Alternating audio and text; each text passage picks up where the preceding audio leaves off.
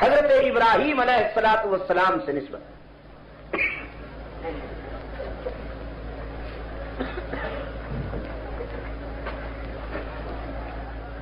رب العالمین نے فرمایا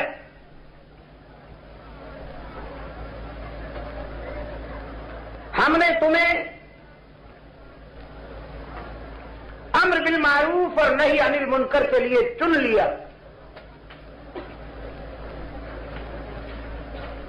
اور تم پر کوئی بوجھ ایسا نہیں ڈالا کہ جو تم اٹھا نہ سکو.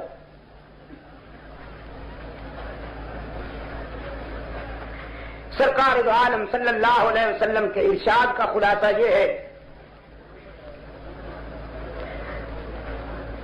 کہ جب کبھی جہاں کہیں تمہیں کوئی برائی نظر آئے تو ایمان کا پہلا درجہ یہ ہے کہ قوت بازو سے اسے ختم کر دو.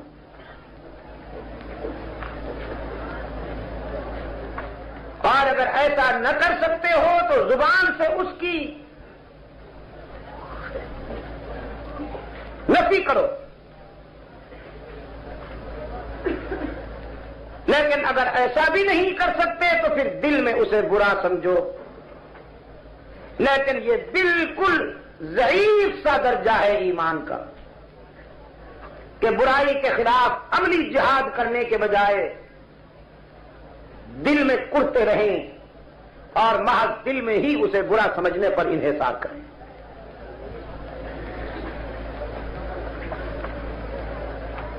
حق تعالی نے حضرت ابراہیم علیہ السلام کی نسبت یاد دلائی ہے.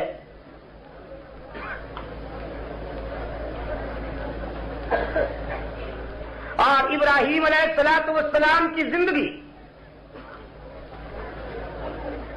ایک مجاہد کی زندگی ہے.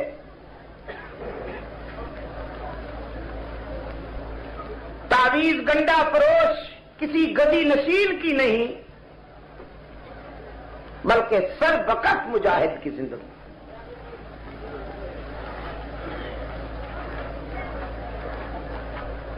وہ تنہا انسان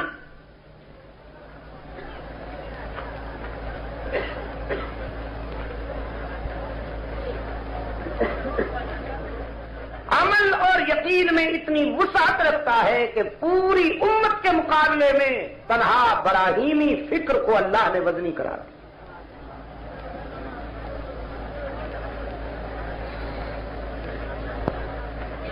فرمایا ان ابراہیم کان امۃ قانتا للہ حنیفا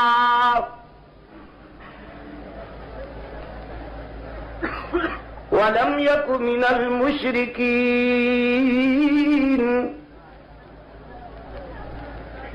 شاکرا لانعمہ اجتباہ وہداہ الی صراط مستقیم.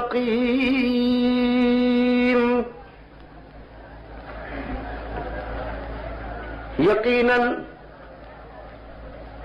اکیلا ابراہیم ایثار اور قربانی کی اتنی تاریخ رکھتا ہے پوری امت بھی اس قدر ایثار نہیں کر سکتی, اتنی قربانی نہیں دے سکتی جو تنہا ابراہیم نے دے دی.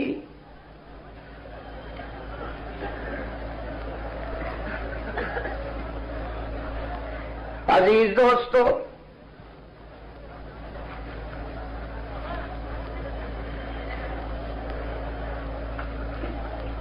حق و صداقت کے موقف کی سربلندی کے لیے کبھی ابراہیم علیہ السلام وطن چھوڑ رہا ہے, کبھی اللہ کی مشیت کی تعمیل میں بیوی اور بچے کو ویرانے میں بٹھا رہا ہے.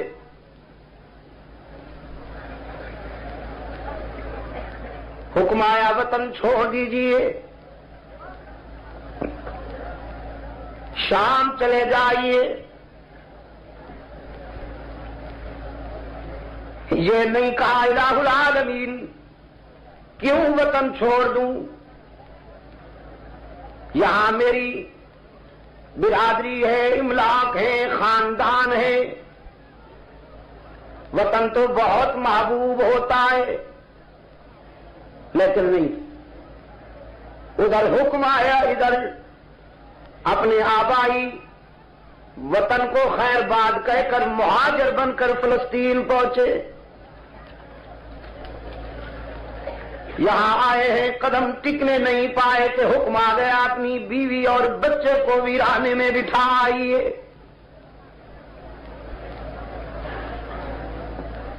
یہاں بھی کیوں نہیں فرمایا؟ بیوی کو ساتھ لیا، لختے جگر کو سینے سے لگایا، ویرانے میں بٹھا آئے.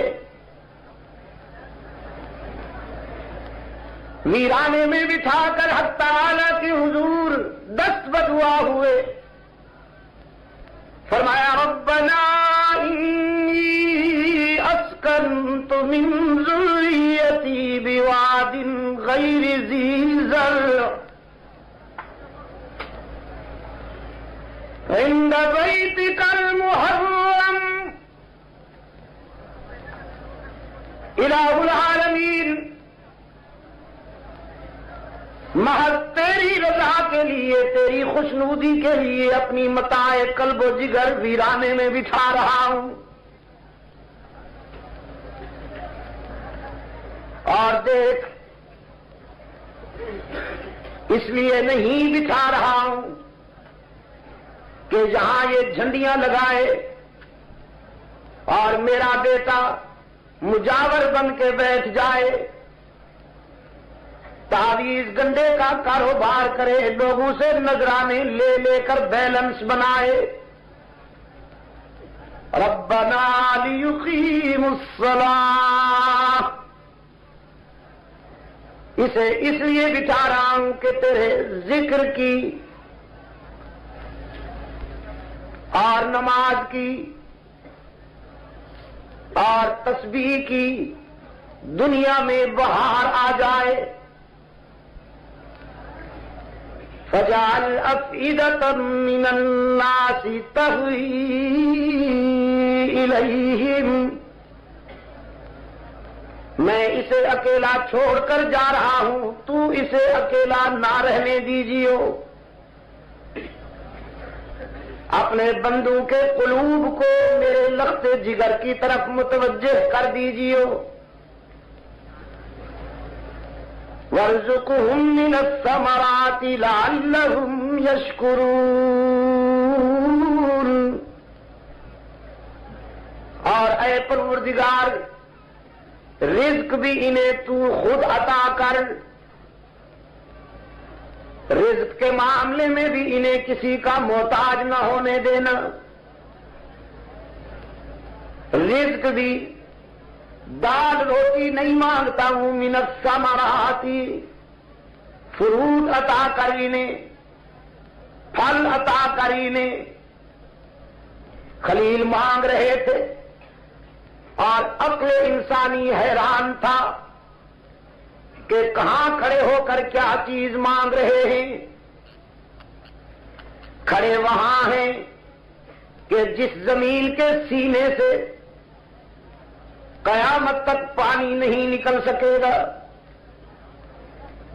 زمزم کے سوا، اور مانگتے ہیں پھل فروٹ.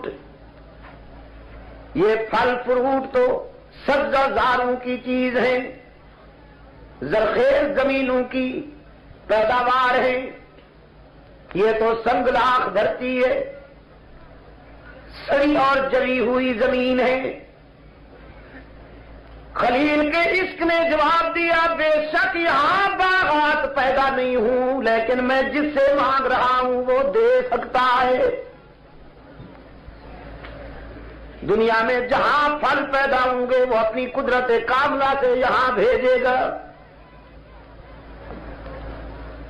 اور العین والو، صدیوں سے خلیل کی دعا کا شباب دنیا انسانیت دیکھ رہی ہے.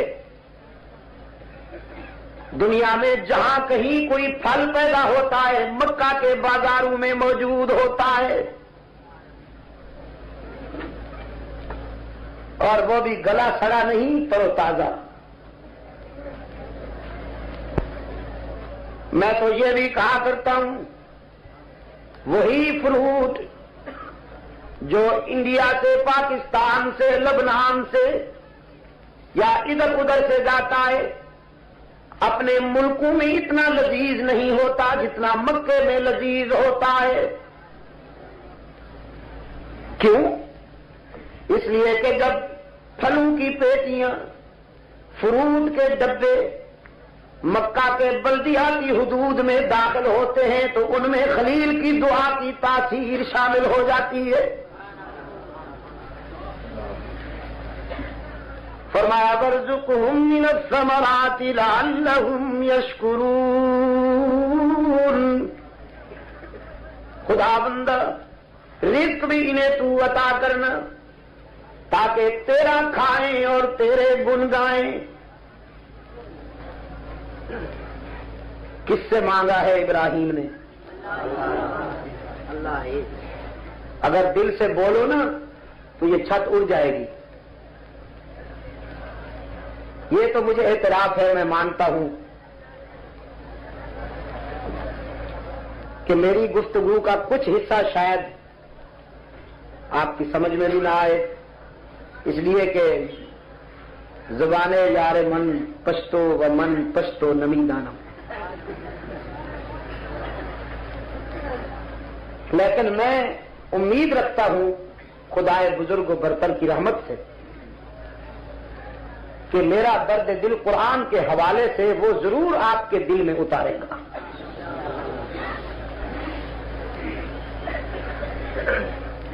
فرانس کا ایک جزیرہ ہے ریونین، وہاں پر مجھے جانے کا جب اتفاق ہوا، اب جو وہاں کی نیو جنریشن ہے، نئی نسل ہے، وہ نہ عربی سمجھتے ہیں، نہ انگلش سمجھتے ہیں، نہ اردو سمجھتے ہیں، نہ گجراتی سمجھتے ہیں، کوئی زبان نہیں سمجھتے، صرف فرینچ سمجھتے ہیں۔ لیکن میرے ہر جلسے میں شرکت کرتے تھے۔ میں نے وہاں 10 دن گزارے اور ان 10 دنوں میں تقریباً 16-17 جلسے ہوئے دن رات کے۔ ہر جلسے میں تعداد بڑھتی گئی۔ تو میں نے ان سے پوچھا جب آپ سمجھتے نہیں اردو میں میری بات تو آپ کیسے تشریف لاتے ہیں؟ وہ کہنے لگے آپ کی اردو تو ہمیں سمجھ میں نہیں آتی، لیکن آپ قرآن فرینچ میں پڑھتے ہیں وہ ہماری سمجھ میں آتا ہے۔ مطلب یہ کہ قرآن کو ہم سمجھ سکتے ہیں۔ اس لیے مجھے یقین ہے کہ میرا درد دل قرآن کے حوالے سے اللہ تعالیٰ آپ کے دل میں ضرور اتاریں گے۔ میرے عزیز دوستو، اس کی منشا کی تعمیل میں بیوی اور بیٹے کو ویرانے میں بٹھا دیا، اور پھر جب اس نے چاہا تو لخت جگر کی قربانی کا بھی عزم کر لیا۔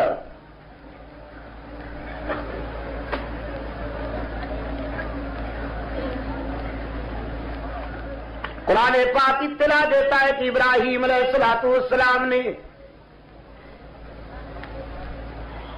اپنے بیٹے کو اللہ کی منشا سے مطلع کیا۔ فرمایا انی ارا فی المنام انی اذبحک فانظر ماذا تری۔ عزیزم، میں نے خواب دیکھا ہے کہ خنجر میرا ہے، گلا تیرا ہے اور حکم پروردگار کا ہے۔ ذرا اپنے دل سے پوچھ کر میرے خواب کی تعبیر بتائیے۔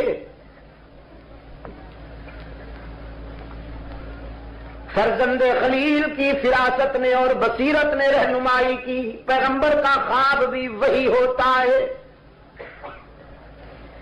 فرمایا یا آبتی افعل ما تؤمر۔ جب اللہ کی منشا یہی ہے تو پھر مشورے کی کوئی گنجائش نہیں رہی۔ افعل ما ترا نہیں فرمایا، افعل ما تؤمر، آپ وہی کیجئے جو آپ کو حکم ملا ہے۔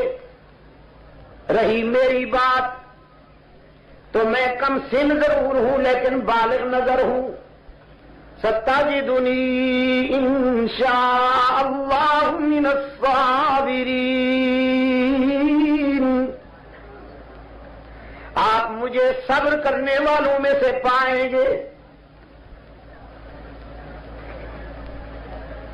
عزم پختہ صحیح، ارادہ پختہ صحیح، لیکن پھر بھی اسماعیل کے آداب دیکھیے، انشاءاللہ ضرور کہا۔ آپ کی چاہت کے باوجود، میرے عزم کے باوجود کامیابی اس وقت تک نہیں ہوگی جب تک اس کا لطف و کرم شامل نہیں ہوگا۔ ستجدنی انشاء اللہ من الصابرین۔ قرآن پاک نے فرمایا فلما اسلما وتلہ للجبین، دونوں تیار ہو گئے، ابراہیم خنجر چلانے کے لیے، اسماعیل گلا کٹوانے کے لیے، دونوں تیار ہو گئے، اور اسماعیل نے اپنے آپ کو سپرد کر دیا منشاء خداوندی کے۔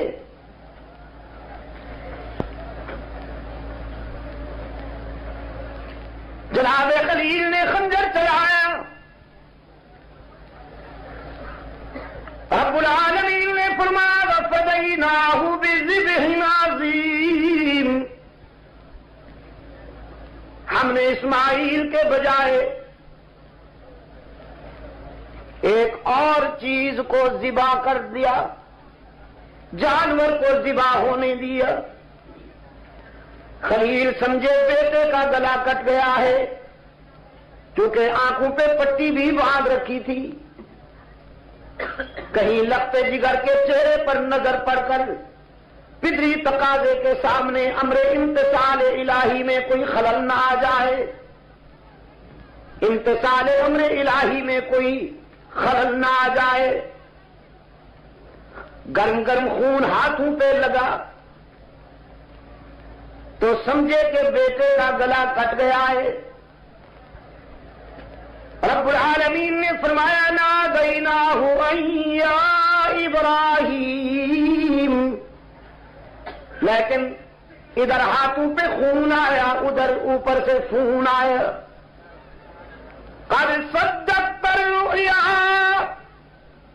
ابراہیم تو کامیاب ہو گیا، تو نے اپنے خواب کو سچا ثابت کر دیا، تو نے اپنے عشق کی تکمیل کر دی۔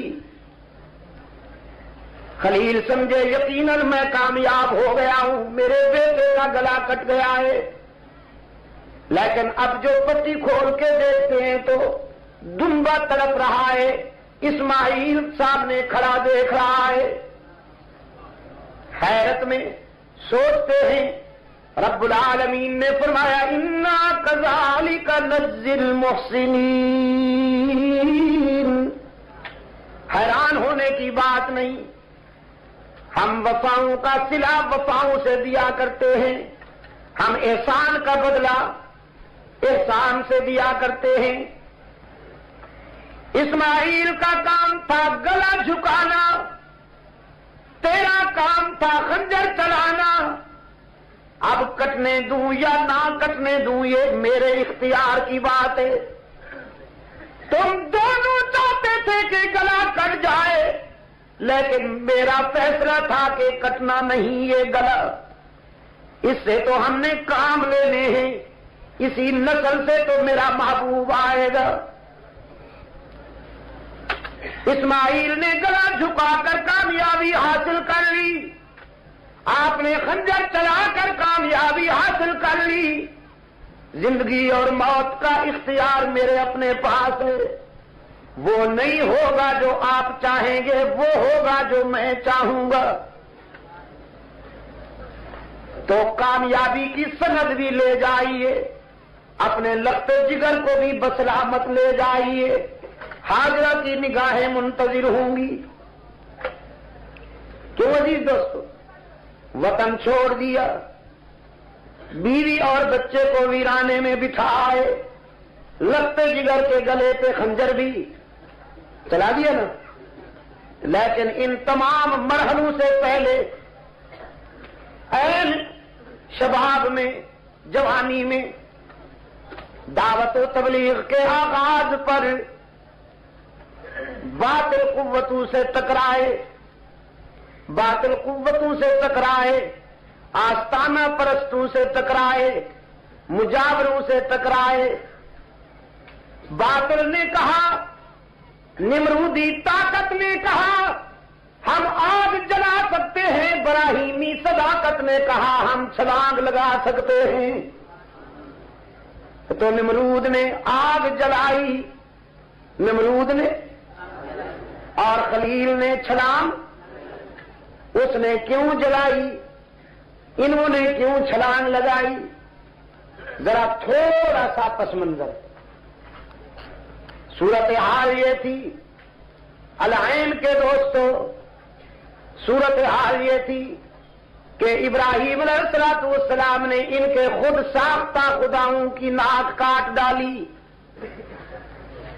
ابراہیم علیہ السلام نے پہلے تو زبان سے ان بتوں کی نفی کی کہ یہ کچھ نہیں کر سکتے، ظالموں، ان پہ تو چادریں بھی تم چڑھاتے ہو، ان کے سامنے مٹھائیاں بھی تم ڈالتے ہو، ان کے آگے جھاڑو بھی تم دیتے ہو، یہ تو اپنے اوپر سے مکھی بھی نہیں اڑا سکتے۔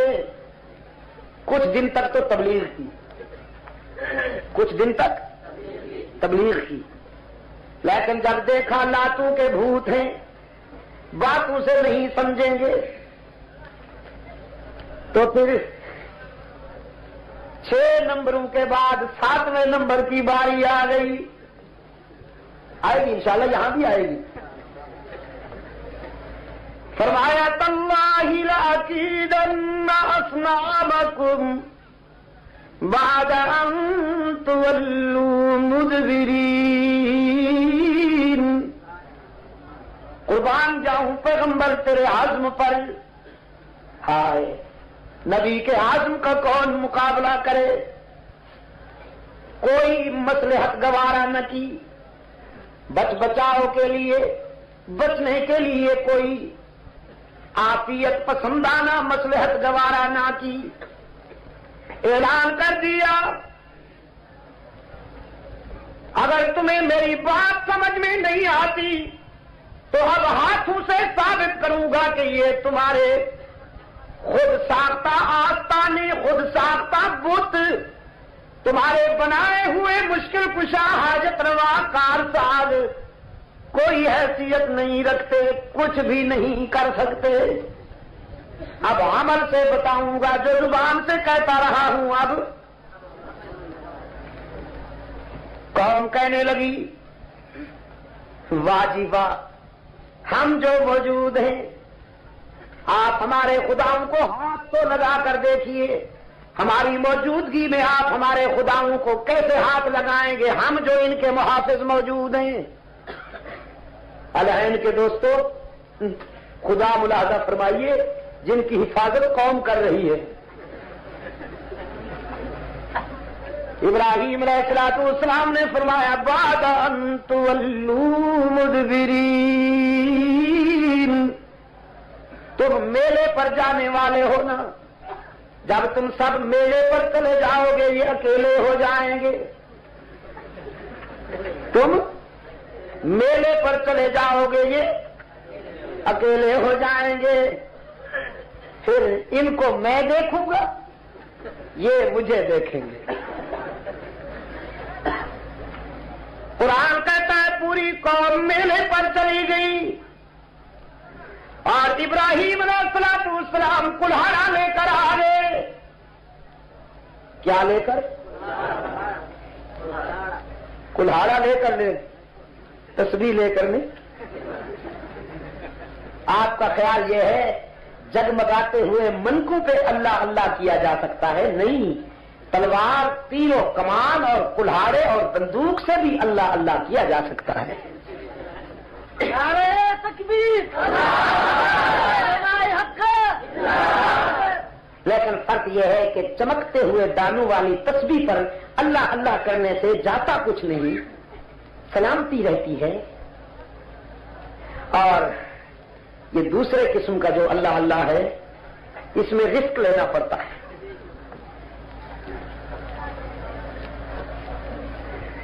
میرے عزیز دوستوں، انبیاء علیہ الصلوۃ والسلام کی تسبیح اس طرح ہوا کرتی تھی کہ وہ باطل کو مٹانے کے لیے قربانیوں سے گزرتے تھے، ایثار کا راستہ اختیار کرتے تھے، خطرات کو للکارتے تھے. ان کے دن اور راتیں جہاد میں گزرتی تھیں اور یوں تسبیح کا حق ادا ہوتا تھا. کلہاڑا لے کر آئے ہیں حضرت خلیل اور آ کے دیکھا بت سجے ہوئے ہیں، چادریں دلی ہوئی ہیں اور سامنے رکھی ہیں سویٹ، مٹھائیاں. صورتحال کچھ اس طرح کے بڑا بت درمیان میں، چھوٹے بت جانبین میں، کناروں پہ. یہ چھوٹا بت، پھر اس کے ساتھ بڑا، پھر اس سے بڑا، پھر اس سے بڑا، پھر اس سے بڑا، پھر اس سے بڑا، پھر اس سے بڑا، اور درمیان میں سب سے بڑا. یہ گویا ایک طرح کی کمپنی بنا رکھی تھی اور سامنے رکھی تھی بتوں کے سامنے کھڑے ہو کر سب سے پہلے تو انسانی ذہن کی پستی پر افسوس کیا. انسان بھی کیسا عجیب ہے، دینے پہ آ جائے تو بتوں کے آگے مٹھائیاں ڈال دیتا ہے، سنگ دل بن جائے تو یتیموں کے آنسوؤں پہ بھی رحم نہیں کرتا. ڈالنے پہ آ جائے تو بتوں پہ اطلس و کمخاب کی چادریں ڈال دیتا ہے، سنگ دل بن جائے تو بیوہ کے سر پہ چادر نہیں ڈالتا. پھر بتوں کو خطاب کرتے ہوئے فرمایا الا تاکلون، یہ کھانے کی چیزیں ہیں ظالموں، کھاتے کیوں نہیں؟ کھاؤ نا. طنز تھا خلیل اللہ کا، طنز تھا ان کی بے زبانی پر، ناتوانی پر. ورنہ پتہ تھا حضرت ابراہیم علیہ السلام کو بھی کہ یہ کھانے پینے والی شے نہیں ہے. فرمایا لا تاکلون، کھاتے کیوں نہیں؟ وہ کیا جواب دیتے؟ قرآن کہتا ہے فَضَرَبَ ضَرْبًا بِالْيَمِينِ. اب مجاہد نے ایکشن شروع کیا، ایکشن شروع کیا اور بڑے آرام کے ساتھ ایک ایک بت کا پوسٹ مارٹم کیا. بڑی نفاست سے ان کی ناک کاٹی، بڑی نفاست سے انہیں ریزہ ریزہ کیا. فَجَعَلَهُمْ جُزَازًا، ٹکڑے کر دیا، بھرکس نکال دیا سب کا. اور پھر سب کا دماغ درست کرنے کے بعد آلہ قتل اور کلہاڑا رکھ دیا بڑے کے کندھے پر. جزاک اللہ. الہ العالمین، اس بڑے کو کیوں نہیں ختم کیا؟ رب العالمین فرماتے لعلہم الیہ یرجعون، اس بڑے کو اس لیے چھوڑ دیا تاکہ قوم جب واپس آئے تو اپنے چھوٹوں کی تباہی کا حال بڑے سے پوچھے کہ پریزیڈنٹ صاحب آپ کے ہوتے ہوئے یہ کمپنی تباہ ہو گئی. حضرت ابراہیم علیہ السلام اپنا کام پورا کر کے چلے گئے، بت خانے کا دروازہ بند کر کے چلے گئے. شما بخیر ماں بسلامت. قوم واپس آئی، نمرودی قوم واپس آئی. نمرود کہنے لگا اپنی قوم سے تم ذرا باہر رہو، میں پہلے جاؤں گا، نئی چادریں اپنے خداؤں پہ ڈالوں گا، اس لیے کہ ان کی توجہ سے تو ہمارا میلہ کامیاب ہوا۔ یہ ہر فرعون کی عادت ہے، وہ اپنے چونچلوں کے جواب کے لیے اس طرح کے بت ضرور بناتا ہے۔ دروازہ کھولا، منظر دیکھتے ہی چیخ نکل گئی، منہ کے بل اونڈے پڑے ہیں۔ کہتا ہے من فعل هذا بآلهتنا انه لمن الظالمین۔ ہائے ہائے، کس نے میرے بتوں کا ستیہ ناش کر دیا، ہمارے خداؤں کی کس نے ناک کاٹ ڈالی؟ دیکھو نا کتنا سنگ دل تھا، خداؤں کی ناک کاٹتے ہوئے اسے رحم بھی نہیں آئے، اور اس حد تک عقل ماری گئی، اتنا بھی نہ سوچ سکے وہ خدا کیسے ہیں جو اپنی ناک بھی نہیں بچا سکتے۔ میرے عزیز دوستو، ابلیس اپنے مریدوں کی عقل کا سب سے پہلے صفایا کرتا ہے، عقل چھین لیتا ہے۔ فَزَيَّنَ لَهُمُ الشَّيْطَانُ أَعْمَالَهُمْ، وہ غلاظت میں کھڑے ہوں تو وہ انہیں اچھی لگتی ہے، گندگی میں ہوں وہ بہت اچھی لگتی ہے۔ اور انسان کی فطرت بھی بڑی عجیب ہے، ماننے پہ آ جائے تو اس طرح کی حقیر چیزوں کو مان لیتا ہے، باغی ہو جائے تو خالق کے کائنات کا انکار کر دیتا ہے۔ بڑی عجیب فطرت ہے، ترقی کرے تو روح الامین سے آگے نکل جاتا ہے، پستی میں چلا جائے تو کوئی جانور اتنا ذلیل نہیں ہوتا جتنا یہ ذلیل بن جاتا ہے۔